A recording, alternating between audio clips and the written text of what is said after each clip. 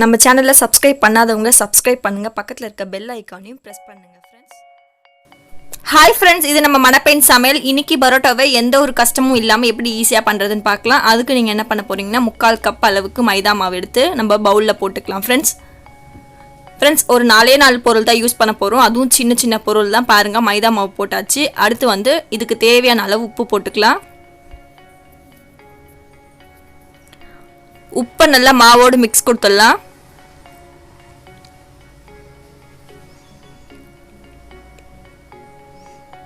இதுக்கப்புறம் நீங்கள் தண்ணி தெளித்து நல்லா பிசைய போகிறீங்க.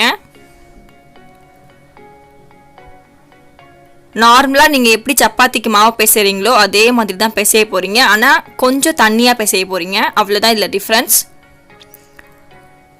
நல்லா நம்ம மாவு பிசையும் போது நல்லா இந்த அளவுக்கு உங்கள் கையில் ஒட்டணும். அந்த மாதிரி ஒட்டி உங்களை டிஸ்டர்ப் பண்ணணும். அந்த மாதிரி ஒட்டினா தான் நீங்கள் பிசைஞ்ச மாவு பதம் கரெக்டுன்னு அர்த்தம். பாருங்கள் எப்படி ஒட்டி இருக்குன்ட்டு.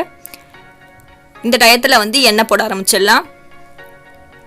கடையிலலாம் ஸ்டார்டிங்கில் இருந்தே எண்ணெய் மட்டும்தான் போடுவாங்க, எண்ணெயிலே ஊற வச்சுருப்பாங்க. ஆனால் நீங்கள் அதெல்லாம் எதுவுமே பண்ண தேவையில்ல ஃப்ரெண்ட்ஸ். ஈஸியாக கொஞ்ச நேரத்தில் எத்தனை பரோட்டா வேணாலும் செஞ்சிடலாம். எண்ணெய் கொஞ்சம் கொஞ்சமாக விட்டு நல்லா பிசைஞ்சிடலாம் ஃப்ரெண்ட்ஸ்.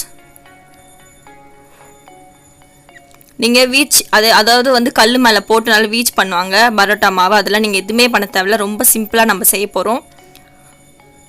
மாவு இப்போ நல்லா ரெடி ஆயிடுச்சு. இப்போ இதை ஒரு 4 மணி நேரம் நல்லா ஊற வச்சுருங்க ஃப்ரெண்ட்ஸ். 4 மணி நேரத்துக்கு அப்புறமேட்டு தரையில் இந்த மாதிரி உங்ககிட்ட பிளாஸ்டிக் கவர் இருந்தால் போட்டுக்கோங்க.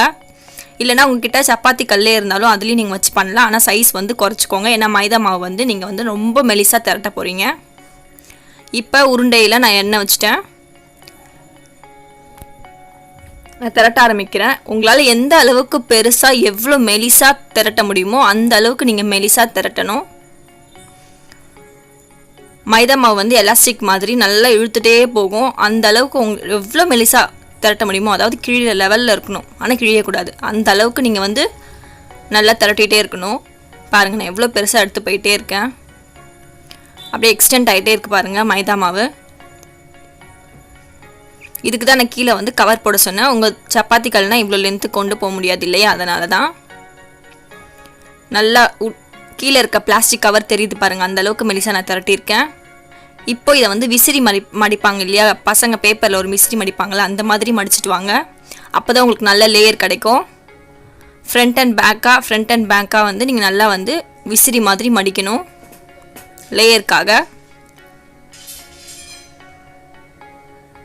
கீழே பேப்பரில் எண்ணெய் போட்டுருங்க, இல்லைன்னா எடுக்க கஷ்டமாக இருக்கும்.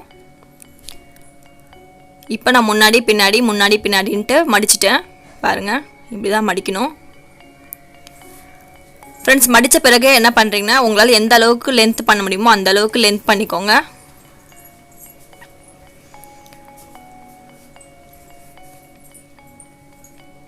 அதுக்கப்புறம் ரோல் பண்ண ஆரம்பிச்சிடலாம். பாதி அளவுக்கு இந்த மாதிரி சுற்றிட்டு வாங்க. அதுக்கப்புறமேட்டு இன்னும் 2 எடுத்து நான் சுற்றுற மாதிரியே சுற்றி அந்த எண்டை கீழே வச்சு டைட் கொடுத்துருங்க, அது லாக் ஆகிடும் பாருங்கள். இப்போ எண்ணெயை போட்டுட்டு நீங்கள் இனிமேல் சப்பாத்தி உருட்டுற கட்டையை வச்சு உருட்டக்கூடாது, கையால் மட்டும்தான் ப்ரெஸ் பண்ணணும். அப்போ தான் பரோட்டா லேயராக இருக்கும். நான் எப்படி கை வச்சு அழுத்துறனோ அதே மாதிரி உங்களால் எந்த அளவுக்கு மெலிசா, உங்களுக்கு எவ்வளோ மெலிசா தேவைப்படுதோ அந்த அளவுக்கு நீங்கள் மெலிசா ரவுண்ட் பண்ணிக்கலாம். அப்போ தான் லேயர் போகாமல் இருக்கும் பாருங்கள். நான் கை வச்சு அழுத்துற மாதிரி நீங்களும் அழுத்துங்க. எனக்கு சைஸ் போதும். இப்போது இதை நம்ம இப்போ கல்லில் போட்டுடலாம். கல்லில் லைட்டாக எண்ணெய் விட்டுடலாம். பரோட்டாவை போடுறோம்.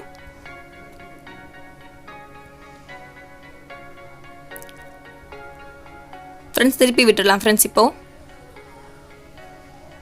டபுள் சைடும் நல்லா மீடியமான ஃப்ளேமில் வச்சு வேக வைங்க. ஃபாஸ்ட்டாக வச்சிட்டிங்கன்னா உள்ளே வேகாமல் இருக்கும். அதனால் மீடியமான ஃப்ளேமில் நல்லா வேக வச்சு எடுத்துடலாம் ஃப்ரெண்ட்ஸ். 2 பக்கமும் நல்லா செவர விடுங்க, இல்லைனா உள்ளே வேகாமல் இருக்கும். அதனால் நல்லா செவர விடுங்க 2 பக்கமும்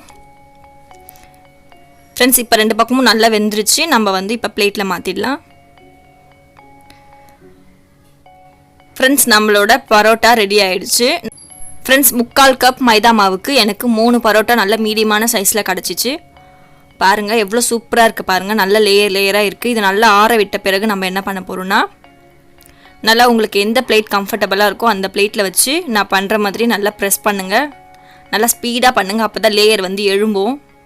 நீங்கள் விசிறியாக மடிக்கும் போது எவ்வளோ லேயர் கொடுத்து நீங்கள் மடிக்கிறீங்களோ அந்த லேயர் எல்லாமே இப்போ தெரியும். பாருங்கள் எவ்வளோ லூஸ் ஆகிடுச்சுன்ட்டு. நல்ல லேயர் வந்திருக்கு பாருங்கள், கடையில் இருக்கிறத விட பர்ஃபெக்டாக வந்திருக்கு. நம்ம எதுவுமே பண்ணலை, ஒரு முட்டை சேர்க்கலை, பால் சேர்க்கலை, எதுவுமே சேர்க்கலை. வெறும் தண்ணி, எண்ணெய், உப்பு, மைதா, இந்த 4 பொருள் தான் நம்ம யூஸ் பண்ணோம். எவ்வளோ லேயராக கடையில் இருக்கிறத விட சூப்பராக வந்திருக்கு பாருங்கள். ஹோட்டல் விட செம்மையாக வந்திருக்கு. கண்டிப்பாக வீட்டில் ட்ரை பண்ணுங்கள் ஃப்ரெண்ட்ஸ். ரொம்ப ஈஸி தான். சப்பாத்தி நேரம் தான் நீங்கள் பரோட்டா செய்ய போகிறீங்க. Bye friends. நெக்ஸ்ட் வீடியோவில் சூப்பரான வீடியோட வரேன். சப்ஸ்கிரைப் பண்ணாதவங்க சப்ஸ்கிரைப் பண்ணுங்கள். பக்கத்தில் இருக்க பெல் ஐக்கானையும் ப்ரெஸ் பண்ணுங்கள் ஃப்ரெண்ட்ஸ்.